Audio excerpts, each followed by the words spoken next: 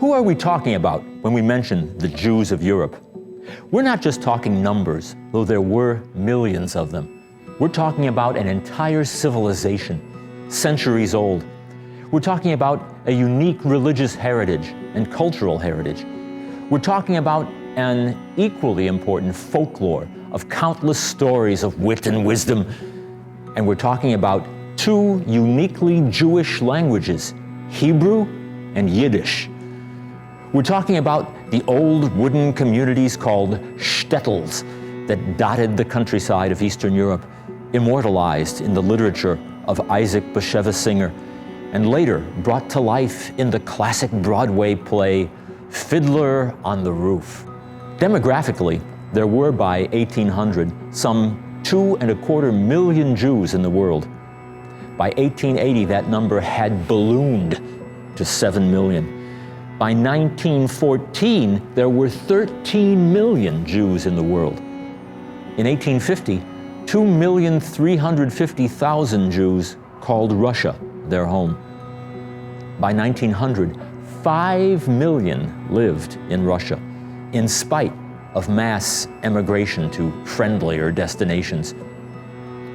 In general, the 19th century was a time when things were looking up for European Jews. All through Western Europe, Jews at last received full civil rights. In France, Holland, and Belgium by 1831, Denmark by 1849, Austria and Hungary by 1867, Italy by 1870, Germany and England by 1871, Switzerland by 1874. Jews were free to vote, run for office, enter professions, join the army. Yet, anti-Semitism remained the dark background noise of the continent. Often given a veneer of pseudo-scientific jargon, Semites versus Aryans. The Russians didn't know what to do with their Jews. They only knew they didn't want them scattered throughout the land. So they restricted them to a crowded region known as the Pale of Settlement, a vast area stretching from the Black Sea to the Baltic and comprising nearly 1 million square miles. The Orthodox Christian peasants of the region, of course, lived in misery. And the Russians in general found it easier to blame the exploitation of the peasants on the Jews than on the Catholic noblemen who oppressed them. To make matters worse, Tsar Nicholas I of Russia instituted a system of forced conscription of Jews into the Russian army, this occurring between 1825 and 1855. Young people could be taken into the army from the ages of 12 to 25, and they had to remain in military service for 25 years. Each community was given a quota of young people to be inducted. Jews would do anything to prevent their young men from being taken. They would falsify birth records, conceal their children, or maim them so they would fail the physical exam for the army. These children, some younger than 12 years old, were not likely ever to be seen again. It was a time of horror. In April 1881, an anti-Jewish riot, a pogrom, broke out in the city of Kiev. There was widespread looting, property damage, rather than personal injury or loss of life. But repression became more systematic.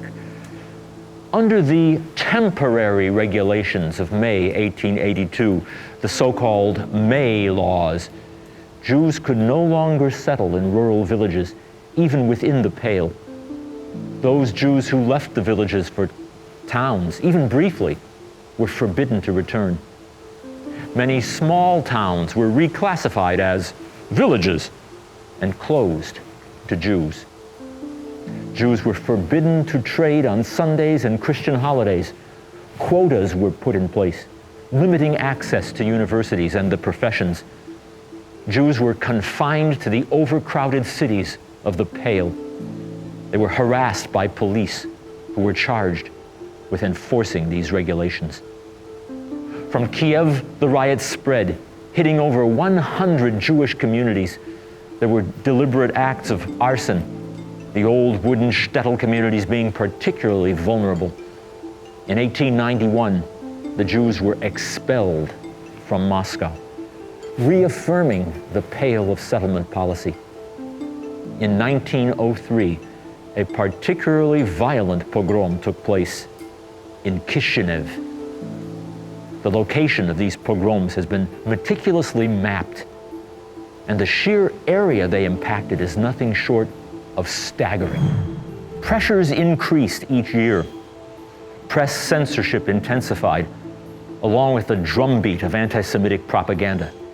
Yet the effect of the pogroms was quite the opposite of what was intended. Historically, Jews had lent their support to the secular authorities. Now, for many Jews, especially the youth, persecution only intensified resentment against the government. Each year, between 1881 and 1889, an average of 23,000 Jews left Russia. Most of them eventually made it through the gates of Ellis Island and became US citizens. Fewer stayed in Europe, and fewer still made the long journey to Palestine.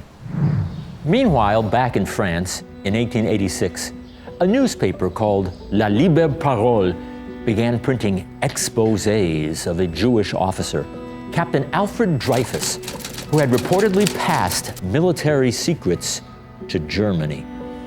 The charge, of course, treason. Such was the background of the notorious Dreyfus affair, an international scandal that, on a political level, split France in two. It was France's 19th century version of Watergate. Interestingly enough, Hollywood's own Richard Dreyfuss discovered that he is a descendant of Captain Dreyfus himself. In 1894, Dreyfus was convicted and sent to a penal colony at Devil's Island, off the coast of French Guiana.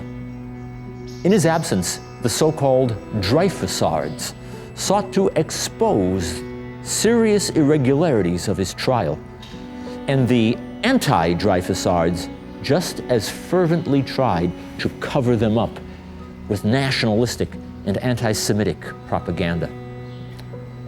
Reporting on all this was the Paris correspondent of Vienna's Neue Freie Presse, the New Free Press, Theodor Herzl. Like most Parisians, he initially assumed that Dreyfus was guilty. But when he heard cries of "Down with the Jews" in the city streets, the light bulb went on. He suddenly understood the true precariousness of the Jews' position in the diaspora and concluded that the only answer is a sovereign state for the Jewish people. The Dreyfus case embodied more than just a miscarriage of justice. It gave voice to the wish of the great majority of the French people to damn one Jew, and through him, all Jews. The crowd yelled, "Death to the Jews," as the stripes were ripped from Dreyfus's uniform. And from then on, "Down with the Jews" became a battle cry. Where? In France? In Republican, modern, civilized France? 100 years after the Declaration of the Rights of Man? In 1896, Herzl published The Jewish State. That same year, independent investigators and French intelligence officials determined that the real traitor was an infantry officer of Hungarian background, Major Ferdinand Walsin Esterházy.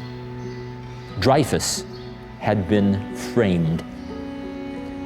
In 1897 and 1898, the first two Zionist congresses took place in Basel. Also in 1898, French novelist Émile Zola published J'accuse, an open letter to the President of France, denouncing the Dreyfus cover-up and exposing the perpetrators. Dreyfus was brought back from Devil's Island for a new trial in 1899, but once more convicted.